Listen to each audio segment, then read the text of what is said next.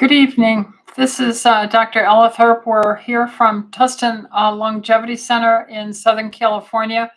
Uh, on the Ask the Doctor Anything, I'm Dr. Ellithorpe, and we do this once a week to try and help our patients and our families and the general public with answering questions, not for personal medical advice, but rather to ask these questions and find out what does the functional doctor think of when these kind of questions are presented to us. And so we have a series of questions you can ask us in the form of these emails. If you go to tlcdoctors.com, you can get onto our newsletter, tlcdoctors.com, and there get on our newsletter, and then we'll send you a reminder of every Tuesday at 6 p.m. for these Ask the Doctor Anything. Here, I'll be reading these questions. I may or may not know who the patient or the person is, but it's not meant to be personal advice. This is finding out how I would generally think, or hopefully any functional doctor would think of when they're presented with certain bodily complaints, symptoms. Then we also have the live chat here. If you happen to be on YouTube, you can type in your question and put it in the live chat here. If I see the live chat populated, I try and go there first for those who are actively watching. Again, if things like this are valuable to you, if you like the ability to present a symptom complex or a scenario, and you would like what my thoughts are on this with our, I don't know, I have about 43 years of practicing medicine. And I was raised by a father who was in food research. So I've been raised in the alternative nutrient, vitamin, functional medicine world for many, many, many, many years. So the experience is long. We have many other healthcare providers here, and we collaborate. We try and meet monthly to talk about functional issues, maybe talk about certain patient cases, and get advice between ourselves, and then discuss current scientific articles and go from there. So we'll begin tonight. I was just handed all these questions, so I haven't had any time to pre-screen. So bear with me. If I don't know something, I will let you know. So the first question comes from, what is the name here? Tanya. Tanya says, a 20-year-old son is dealing with painful hemorrhoids. He has used different ointments, and he drinks a lot of water, and he tries not to spend too much time on the toilet. Constipation is not generally a problem. He has seen a gastroenterologist who said he may need surgery, which he would like to avoid if possible. What can he do to heal? Thanks. Well, again, we like to look at root causes. And if he's only 20 years old, why would a 20-year-old have hemorrhoids developing? And I would begin by asking, what is his blood type, or what is the patient's blood type? In general, the diet of the American people has been declining. That's no surprise, I'm sure, to anyone. The industrialized farming, I think Bill Gates is buying up lots of land. The Chinese government is buying up a lot of land. And they're doing this industrialized farming, which is just taking out of the soil and making money off of this with big industrial machines, pesticides, fungicides, herbicides. And we know that the nutrient content on assays of an apple or a green bean or a soybean compared to the nutrient density of what they were back in the 50s, and I have the food encyclopedias to prove it, we are seeing maybe at best 50%, but in many cases, much less nutrient density in the foods that are being grown for your canned beans, your canned or frozen, even your vegetables. That means, number one, if you're a blood type A, you're going to have trouble digesting making stomach acid. And so you'll extract less from the foods you're eating, especially from proteins and fats, because A's as a class are the worst, as a general rule, in digesting foods. If you are not extracting the right nutrients to repair the membranes in your body, to include your blood vessel walls that go all the way down to your anus, that vein wall of the hemorrhoid is composed of collagen, elastin, many other basal membrane components, fats, and proteins, and it has to be pliable and yet have turgor, meaning internal tension, you might say, to resist being torn apart beyond what it's designed. Meaning, if it's supposed to be strong like this and handle some degree of push pull, it shouldn't pull apart and rip apart. And that's what a hemorrhoid is. It's a vein, like having a tire on your bike or your car, that starts developing a bleb or a blister. The wall is bulging out. So then you have to ask, what would cause that tearing apart to occur? Because normally God has made many tremendous mechanisms to keep the integrity of the composition of the cell membranes that make up the our tissues and our cell membranes, and that in the vein wall. That's collagen, elastin, and it requires minerals and especially vitamin C. And I am seeing more and more evidence to suggest that, unbeknownst to most people, you are deficient in vitamin C, which is critical in forming strong elastin collagen bonds. Uh, uh, and if you don't eat enough protein, fats, if you don't digest your food well, you can't extract these tools and parts to build the walls, like trying to be a carpenter without having nails, or trying to have 2x4s or whatever. If you can't digest well, you're not going to build the walls of your cells well. And we are made of protein and fat, and so is your cell membrane. And vitamin C is a critical part of allowing that establishment of the links to be made in the cell membrane. Therefore, what would I do for a 20-year-old who is having such hemorrhoids? You have to do things that are anti-inflammatory, because to tear apart, to break things apart, creates inflammation, and you have to supply the things to repair it. And healing is possible in most cases. So we would say, find out your blood type, get on a good, high quality Albion mineral supplement. Ours is called TLC multi minerals, and take 3 a day is the standard dose. I would probably take 4 a day, because you're probably deficient. And then I would take a very rich protein and healthy fats, which means you would eat chicken roasted with the skin on it. You would eat your beef. You would eat your eggs with the yolk. You would eat your pork. You would eat your fish. And you would have hopefully raw, unpasteurized, unhomogenized dairy. And these, along with the digestive enzyme, we use a thing called digestive enzyme, or what is called orthomolecular's orthodigestzyme. I've been using it close to 40 years, 35 years.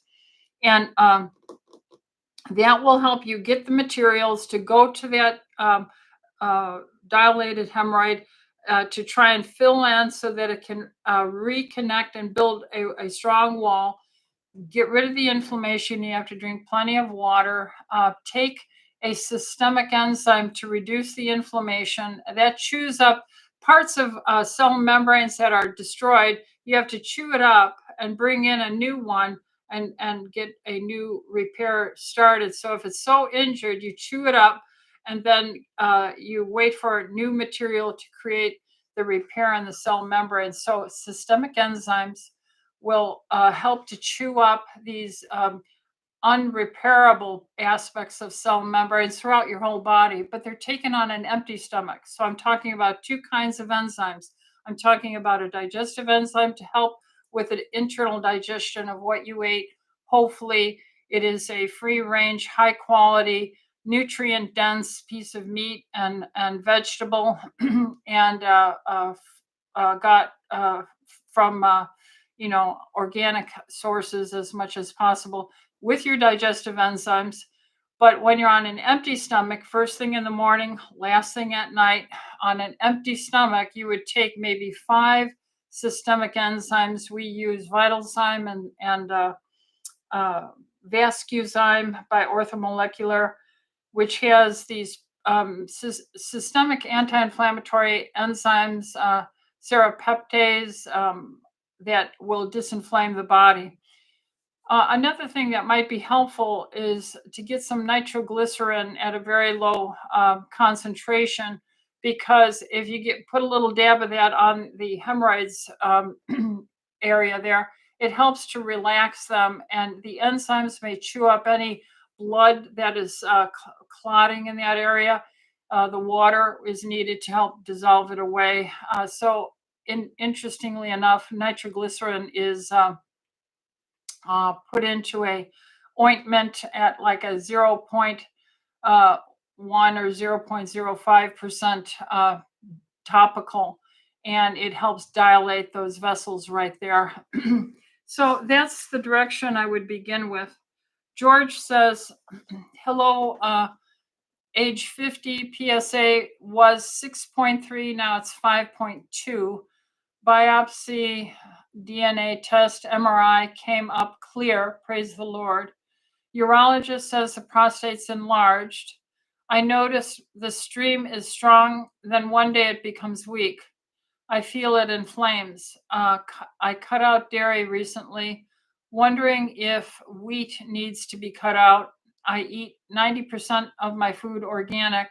When I fast for 72 hours, it gets strong again. I see Dr. Carr, but she she left. Well, she will probably be opening her practice in the nearby area. So as soon as we have the location and the date on that to support her in her new endeavor, and we want to bless her in it, we'll connect you with her. But in the long or in the short term, yes, fasting is one of the most healing things you can do. A short-term fast, intermittent fasting, a 1-day fast, 24 hours, a 2-day fast, 48 hours, just water, a 3-day fast, just water, if you can handle it. Certainly, if you're an insulin-dependent diabetic or have any other special medical condition, you need to discuss it with your doctor before you embark on any fasting. But the long and the short of it is probably the most anti-inflammatory with growth repair hormone stimulation is the fasted state. So never eat late no matter what, and drink adequate water, take systemic enzymes. And alcohol will convert and promote estrogen buildup in males and females. So estrogen will make a prostate swell.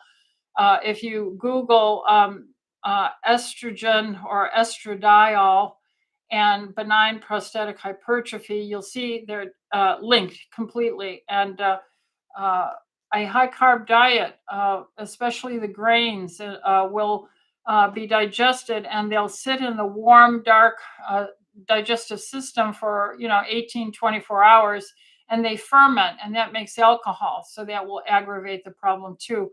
So I would avoid alcohol. I would probably avoid dairy and grains. I would just be more carnivorous and cooked vegetables, very low carb, take enzymes, take your vitamin D, take a multi-mineral to get the selenium rich up levels. Selenium is also very valuable as a anti-neoplastic, anti-cancer mineral.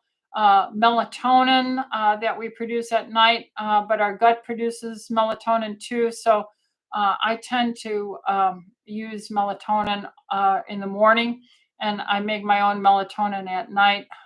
Vitamin D helps prevent cell replication that's abnormal, neoplastic changes, and fasting, the ketones help prevent that. Enzymes help. The selenium helps. So those are all the things that I would do there. But I think she has, I think Dr. Kaur has a Facebook with by her name, and she is, I think, published on there just recently the address and how to contact where she'll be starting um, sometime in January, I think. The next one is, let's go to some of the live questions we have here. One is from Joanne. She says, "Good evening, doctor. I'm currently taking niacin recommended by Dr. Majid, but it's giving me skin flushes. Would bergamot be advised instead?" Well, is the niacin being given because of your cholesterol? So, the whole concept is cholesterol a concern. I think there's a very good YouTube out there by Dr. Ken Berry, Berry, and Dr. David Diamond, PhD. Dr. Berry is a family practice doctor. He has a YouTube called Dr. Berry, I think it is. Anyway, the name of the YouTube is called High Cholesterol is Healthy.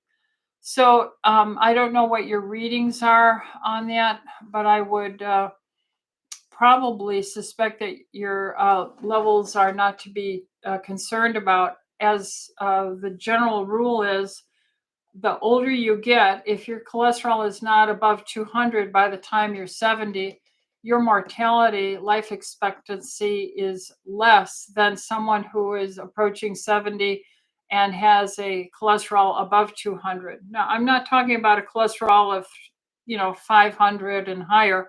I'm talking about cholesterols between 2 and 360, let's say. So, but setting cholesterol aside, even LDL aside, um, triglycerides from a high carb, starch, and fruit sugar, if they're really much above 50, if they're not equal with your HDL cholesterol from your exercise, your HDL and your triglycerides should be equal. So if you're exercising and you have a HDL of 70 and you have a triglyceride level of 70, then that's fine and safe. If your triglyceride HDL is 45 or just 50, then your triglycerides need to be 50. And so we are eating way too many starches and carbs, far too little healthy proteins and fats. So I use the orthomolecular methyl B complex to get the niacin. Let's see how much is in it. I'm looking at my bottle right now.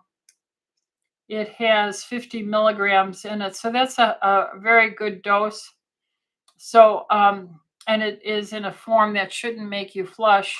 But this is the let me try and get this in here in the right way. This is the orthomolecular methyl B complex, 1 a day. That's probably, you could use up to 4 a day. The other one that I use at the same time, I use both of these because they're not the same. This is methyl B complex that is from our office. We developed this one, and it is a little more expansive, but to have more expansiveness, each component is a little bit lower. So there are many other things in our methyl B complex than just the B complex of orthomoleculars. So I would watch that video and talk with your doctor about it and see how you do with that. Find out what your triglycerides to your HDL is. The next question we have live is, oh, she says, Joanne added, life extension has a non-flushing niacin. Would it work as well? I'm just going to tell you, I have a bias against life extension, the whole company, the owner. And so I don't recommend anything from them. If they do, I hope it is good. But I have other reasons to have biases. And so I can't recommend anything from them, Joanna. Let's see. Carolyn says, how long does it take to feel the benefits of biomedical hormone replacement therapy? Carolyn, most women are started on it when they begin menopause. And so that's usually signaled by poor sleep, a lack of libido, drying eyes, drying skin, vaginal drying, hot flashes, night sweats, these various symptoms. So that starting hormone replacement therapy should impact this early on. And how many days? I have women who feel better the very next day. So if the dose is not high enough, we do start using modest or lower doses and bring it up. Work with your healthcare provider and ask a level for your estradiol, progesterone, testosterone, DHEA levels, maybe cortisol as well, along with your fasting blood sugar, triglyceride on a lipid profile panel, and your insulin, hemoglobin A1C for long-term sugar, because high carbs mess up hormone management. So if you're on high carbs diet and not exercising, it's harder to help with hormone replacement therapy. Let's see, Tim says, Dr. E, my wife's uric acid is at 7. She is on a very low carb diet and metabolically healthy. She takes vitamin C and quercetin. I've heard an MD recommend luteolin, 100 milligrams a day. Your thoughts and any other recommendations? Because uric acid is a oxidative product. Uric acid, we all are unique, and some people on a low carb diet, their processing of the sugar, fructose, the conversion of gluconeogenesis through the biochemistry of it, especially the fructose. And if it's high glucose all the time, you'll get a process biochemically where uric acid is produced in your liver cells. Especially alcohol, fructose being, the fruit makes the alcohol. This will promote the uric acid pathways, which is an oxidative stress. Therefore, anyone could make a argument that any antioxidant would benefit high uric acid levels. There is a healing time, and very often I'll see my patients over the months and year, if they stay with their low carb diet and exercise and drink their water and take their systemic enzymes and don't eat late, I start seeing their uric acid level coming down. If they are symptomatic or they have a history when we start this, I'll prophylactically give them allopurinol, which is a medicine that helps them to process out the uric acid. But I take the allopurinol away as soon as I see them doing a healthier lifestyle. So as far as luteolin goes, I'm going to say yes, biochemically, it's part of the antioxidant and beneficial to the oxidative stress of uric acid. But no, I have never seen it over my 44 years of practicing as a medical doctor as any cure-all. We use Juice Plus here, which has a tremendous antioxidant without all the fructose in the fruit and vegetable and berry blend of Juice Plus in the dried capsule form. It has the most research.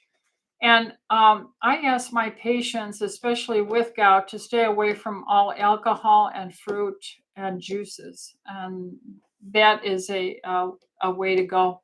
So that's what I would say. Carolyn says, what if your triglycerides are 63 and your LDL is 111 on a low carb, paleo, no gluten or dairy? Well, that's wonderful. The triglycerides at 63 are wonderful, and your LDL is just fine at 111. The total cholesterol is 203, wonderful, and your HDL is 81. So that's perfect. Here, the HDL is 81 and the triglycerides are 63. So the exercise is higher than the eating of the starch and carbs. It's a perfect profile. All right, then we have Marilyn asks, I ordered your high dose vitamin D. I don't have any major health problems. Hiatal hernia, lots of water, don't eat after 6. She does cardio and weightlifting. How will high dose vitamin D benefit me? I miss TLC. Take care. Well, Marilyn, high dose vitamin D, in my opinion, is not high dose. I've been at this place for 23, 24 years, and I've always given out vitamin D 10,000 with K2. So vitamin D 10,000 should be safe in almost all people, unless you have some serious liver disease, because it's a fat soluble vitamin. And if you're on D, you should have it checked once a year or twice a year. But in general, most people are being deceived to think that the ranges of 30 to 60 are healthy. They are not healthy. They are just short of disease and weakness manifestations. The healthy, protective, and building levels are at 80 to 120. So, how will it benefit you? Well, vitamin D has some anti-cancer benefits. It has some mood elevation for fighting depression. It is bone building. It is immune enhancing. So there are so many reasons to be on vitamin D. I would recommend. Uh, Jackie says, "Hi, Dr. Rita. What is the difference between fasting insulin level and a free insulin bioactive level?" I've had both. I know you like the fasting insulin level under 4. Mine is 2.9. Very, very good. Bravo. But what about the other? Thanks. Well, here's what I'm not going to be able to answer to you. What are they calling free insulin bioactive? Well, they're going to say that part of insulin that isn't attached to any protein. Many times our hormones are carried around or in connection to a protein carrier. Free insulin is just saying it is detached from the proteins. I think it's a moot point. And I've been able to for decades, because I've been doing insulins since, at least close to 30 years. So we've been, by the grace of God and to his glory, he leads us into the truth. And so we've been ahead of all these YouTube people, all this talk about fasting, intermittent fasting, low carb, the importance of exercise, the hydration.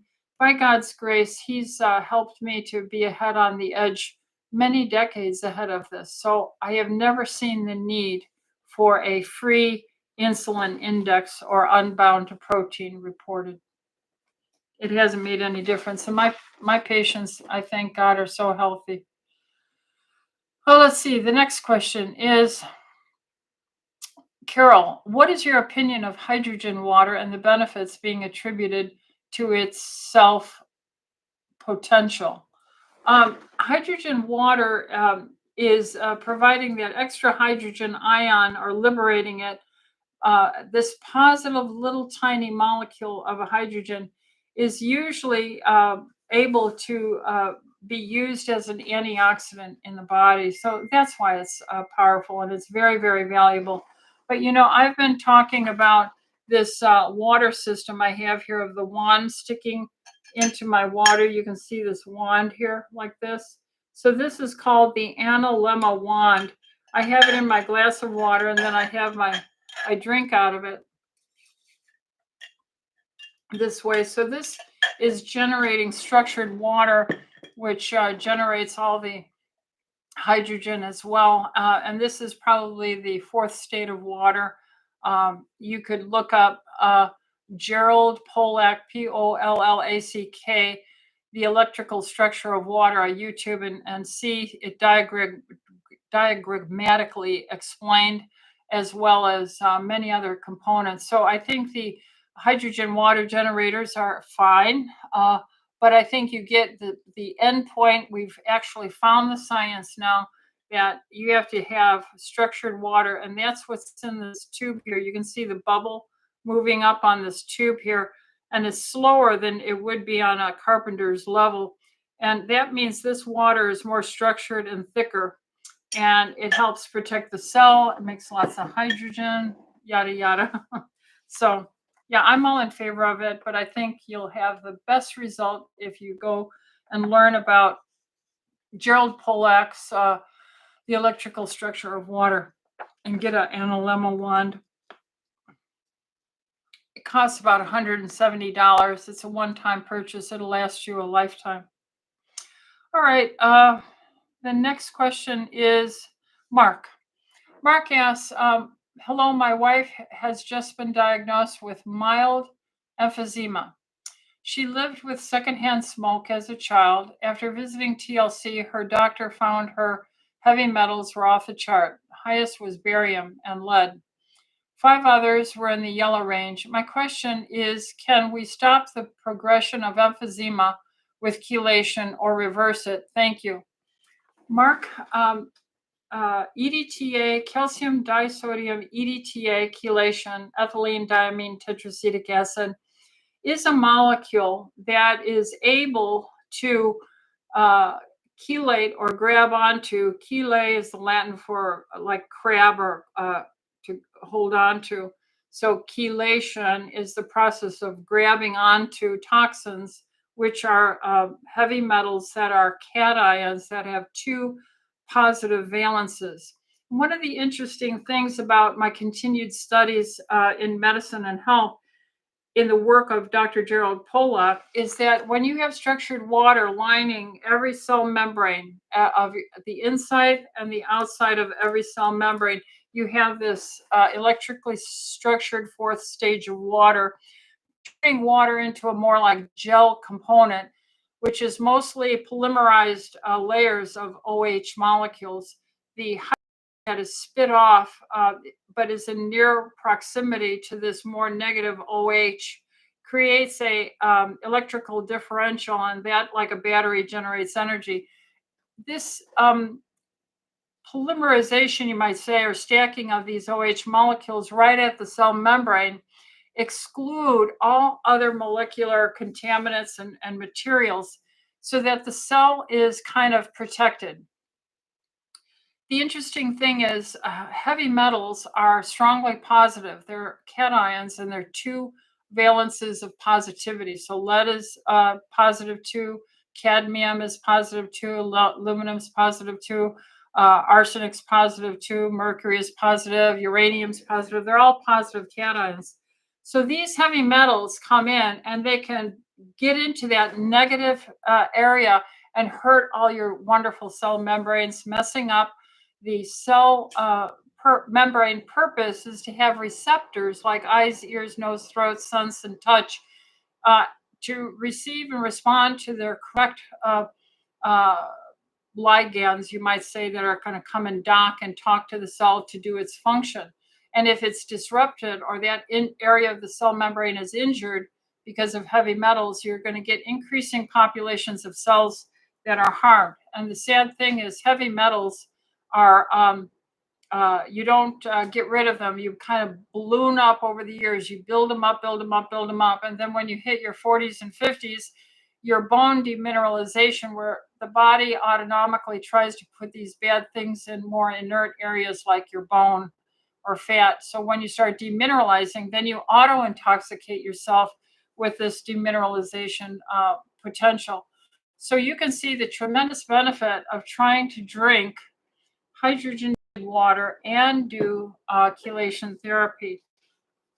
That also, the calcium disodium EDTA helps with microcirculation. It helps with nitric oxide production and from protecting the injury to the nitric oxide synthetase enzyme, which is in the endothelial lining of every blood vessel. Even the electrical design of the endothelium lining the capillaries, creating a magnetic, you might say, electric differential, is a pull electrically of the blood, the water component of the blood, through the very sluggish flow of blood that's in your capillaries, and then pulling it into the venous side as the diameter of the blood vessels expand with Bernoulli's principle. When there's a flow through a narrow passage, it speeds up the flow dynamics, and it brings it back up to the blood pressure flow dynamics that needs to be done. So you want your lungs to have as much microcirculation available, even if there's been some tissue damage with this emphysema. You can probably put a stop to it. I have many, many, many patients over the decades who were prior smokers, emphysema, COPD, cystic fibrosis patients. I mean, we're talking serious issues with cell structure of the lung tissue. And just by enhancing the capillary potential for respiration, taking on the oxygen, giving off the CO2 through chelation therapy, we have seen them back off of medicines or needing any further treatment and just living their life without progression. This is what I see clinically here in those who, drink the water, take the enzymes, repair their membranes with enough healthy fats and proteins, don't eat late at night, exercise, take certain nutraceuticals. Juice Plus would be the antioxidant of choice I would use, vitamin D to keep their immune system running well. The multi-minerals, because God uses the minerals as his pots and pans to create a cofactor template to bring things together to create a protein and for repair. So the answer is, in a long way, yes, it will definitely help her. The next question is Simone. Thank you, Dr. Rita, for taking my question last week concerning my daughter with psoriasis. She went on the carnivore diet, and then 3 days later, her itching stopped. Praise the Lord. Isn't God smart? If we would just take the stuff we're made of, and then use that. Well, praise the Lord. Thank you for that report. But then when she gets her period, the itching starts again with burning joints. Any reason for this? Absolutely.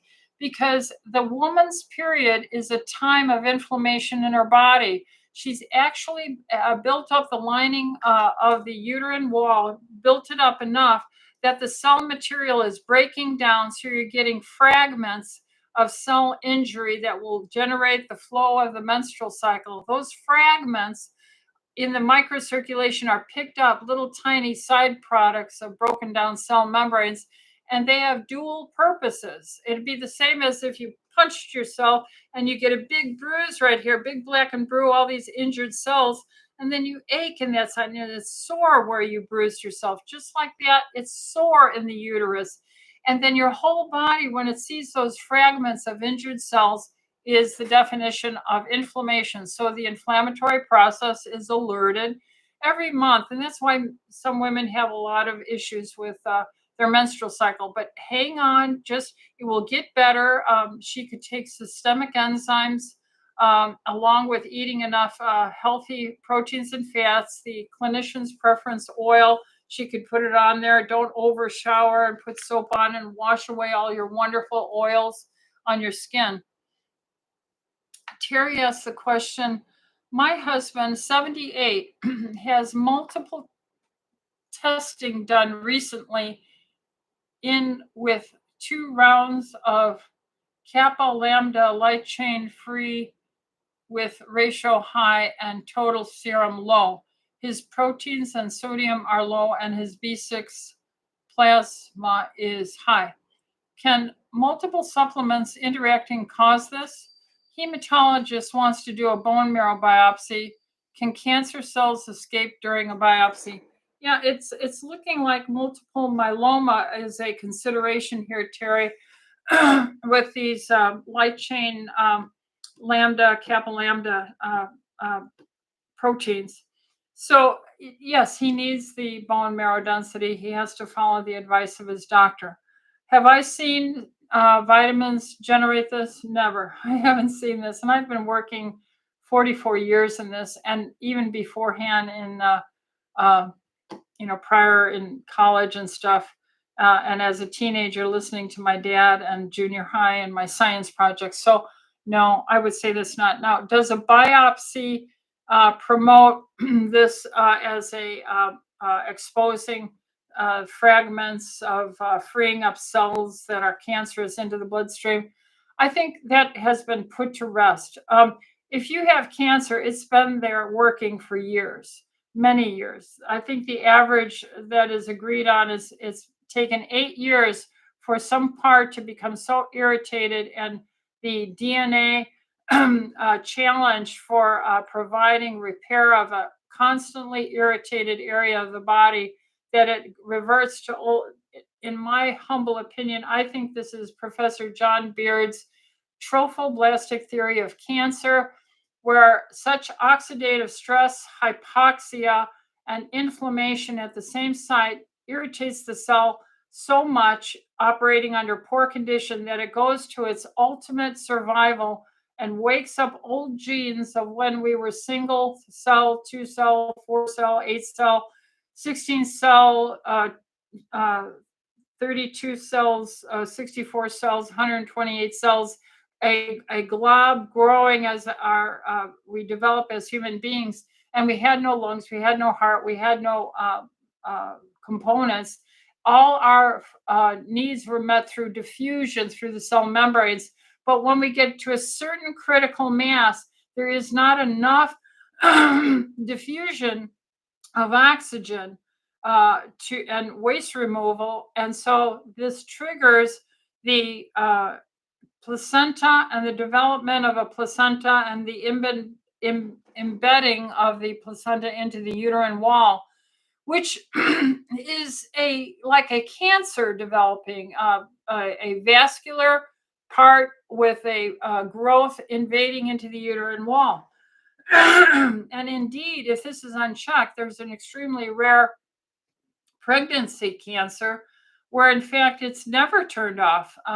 But miraculously and by God's grace, around day 56, the pancreas starts working, and the enzymes of the pancreas, right there where the umbilicus is, those enzymes send out a signal too that, hey guys, we're getting our oxygen, we're getting our waste removal, don't invade anymore, we're doing fine.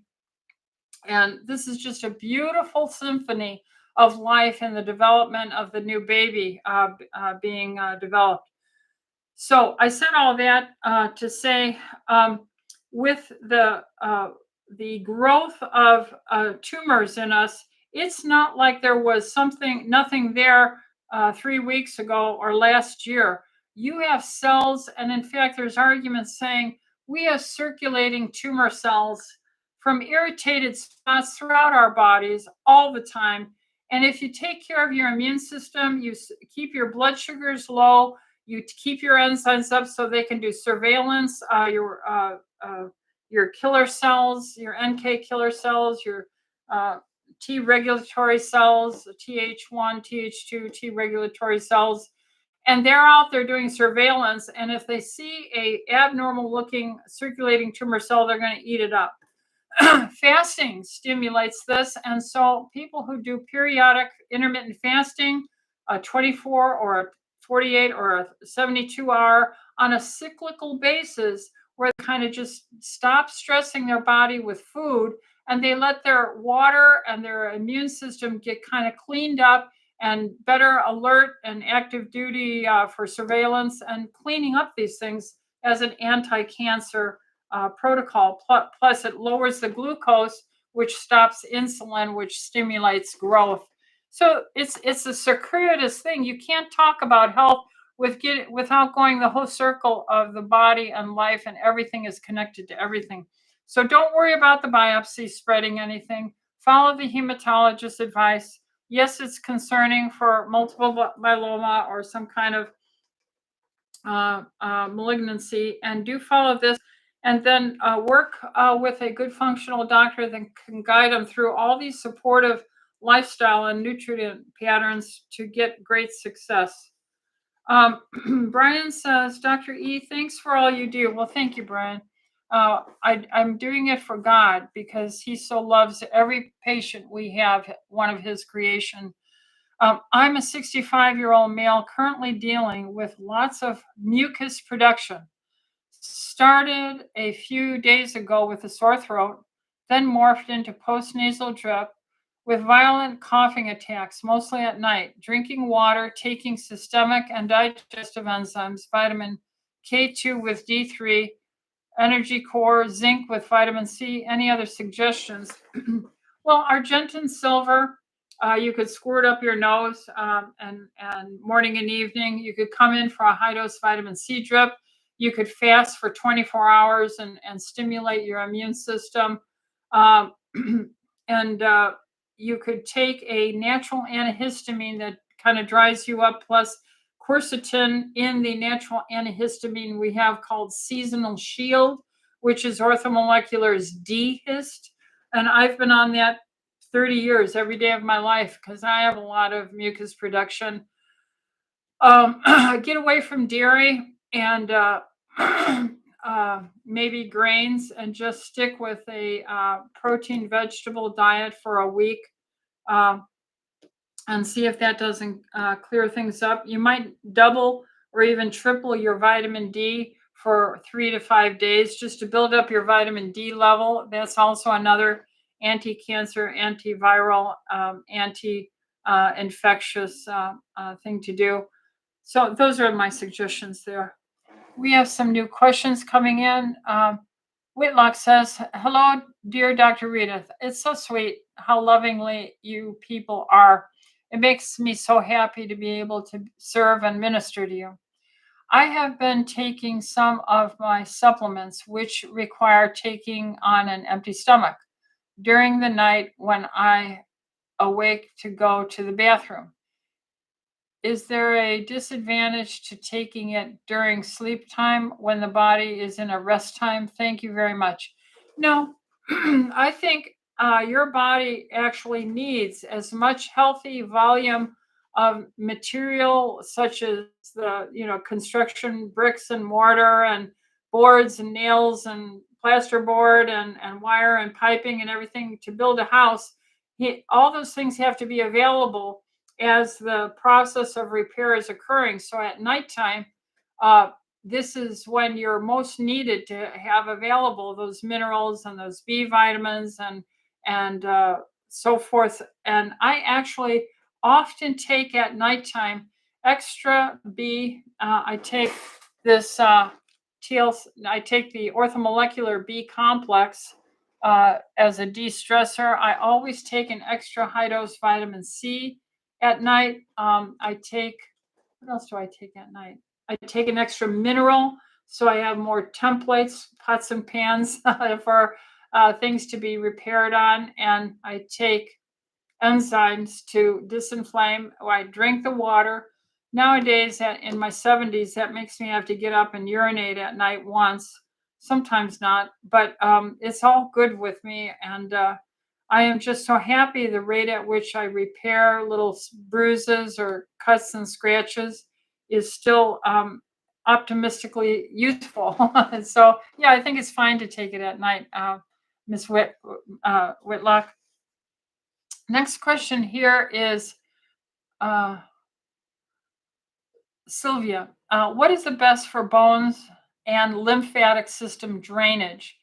The Rebounders or the new vibration plates? Or what is the Rebounder good for? I'm going to go with the Rebounder, Sylvia. We have many, many, many more years of that. This Rebounder, our experience with the Rebounder goes back to the 1960s. This was developed because of aerospace flight and the lack of G-force, gravity on the body, and moving the lymph around. So I'm going to go with the Rebounder. She also says, is deuterium depleted water the same as structured water? No. Do they have the same health benefits, which creates the best structure water, the Analemma one or the Mayu Swirl carafe or a hydrogen water bottle? I'm going to say the Mayu Swirl is the same. It's got a little magnet. All of us when we were chemists and we were doing analytical things, we would need to circulate the fluids in our Erlenmeyer flasks, and it would have a little magnet in there, like in some kind of plastic clay circle with some lead in there. And then it would sit on a plate that had electricity in the bottom, and it would swirl the little bean, you might say. So all the water swirled. When you swirl this water, you get that vortice, you get a vortex, and the water becomes organized and structured. This is the science that we've known for many, many, many, many years.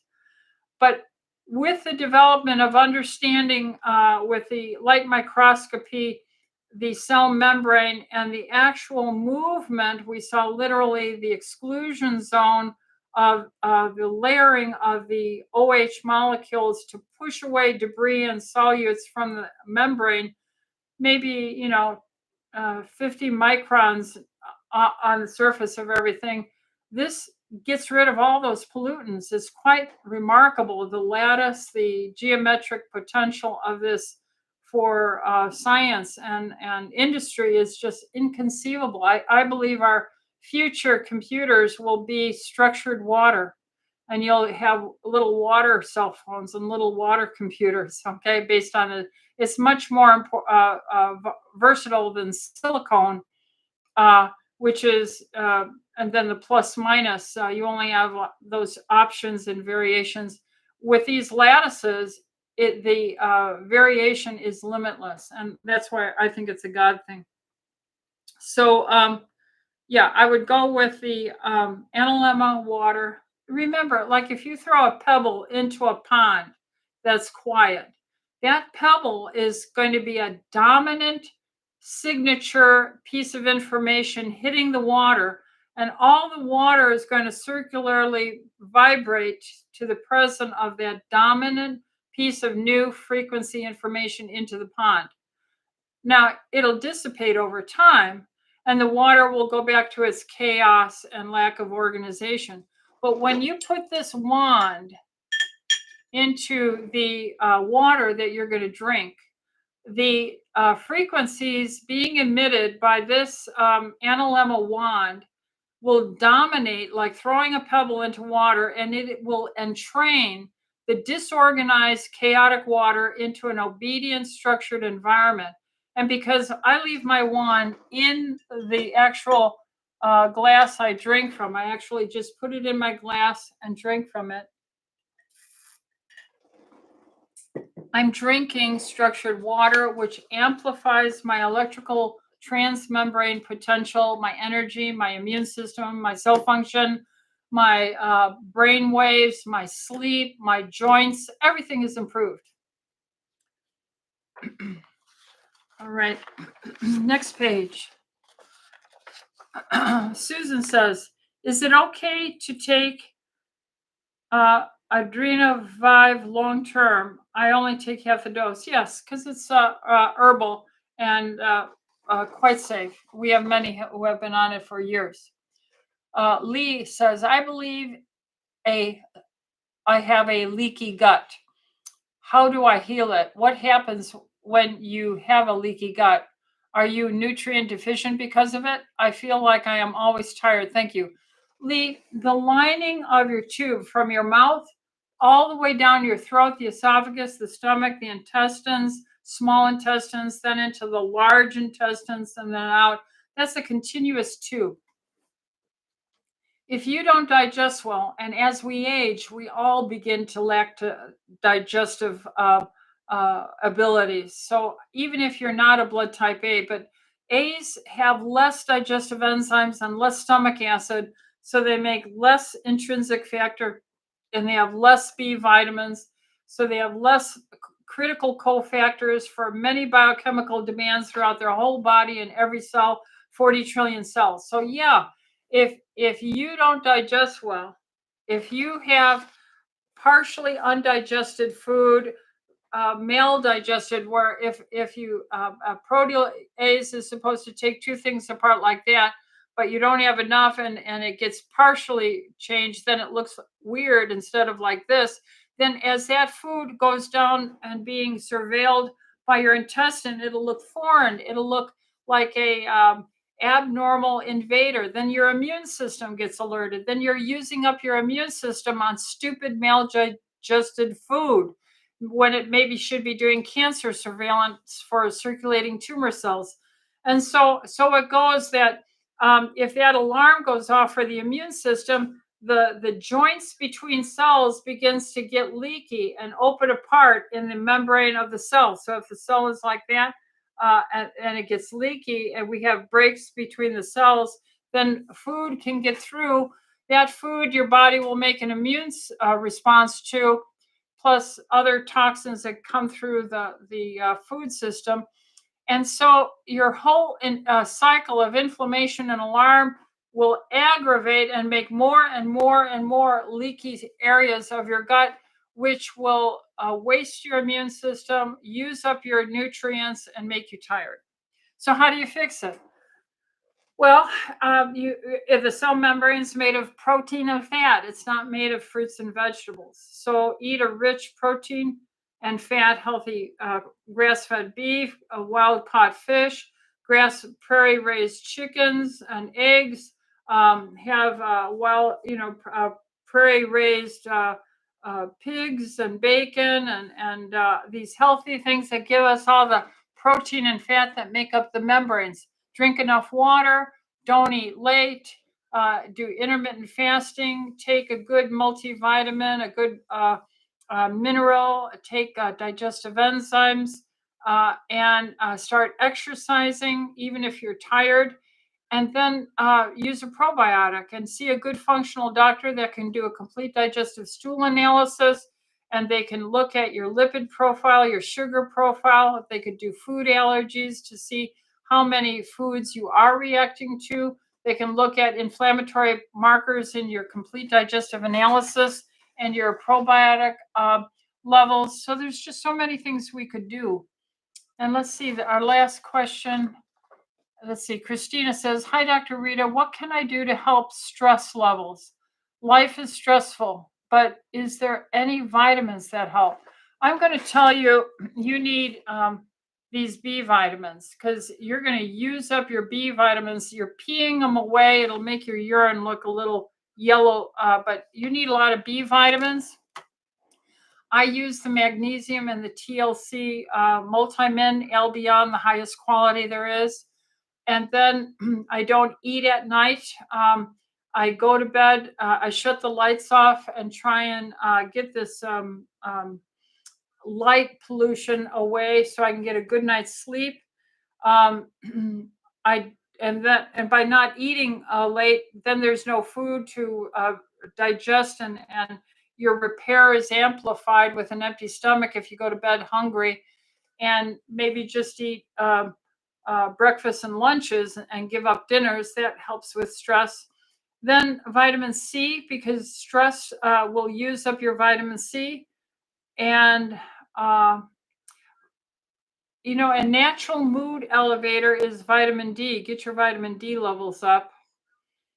And hormones. If you don't have natural hormones, you might want to get on estradiol, progesterone, DHEA, which helps with the cortisol stress hormone. And I think that's why I, in my 70s, can do a 6-day work week and can do my weightlifting, my cardio, my house cleaning, my cooking, my plan, my church, all these things that I do, that I'm able to do it because I've maintained the wonderful milieu for my stress. And I read my Bible. Man, I start every morning of my life reading 3 chapters of my Bible so that I read it cover to cover every year of my life. So I put all my cares upon my Lord, and I wake up on active duty for him every morning to try and take care of the greatest job in the world, trying to care for his best creation, human beings. So I'm going to end with that, Christina. I hope that helps you. And the other ones that I didn't get to, which are about 8 of your questions, I'll get to next week. So may the Lord bless and keep you and bless our country. And I would encourage everyone to vote their conscience and get out there and vote. All right, God bless. Take care.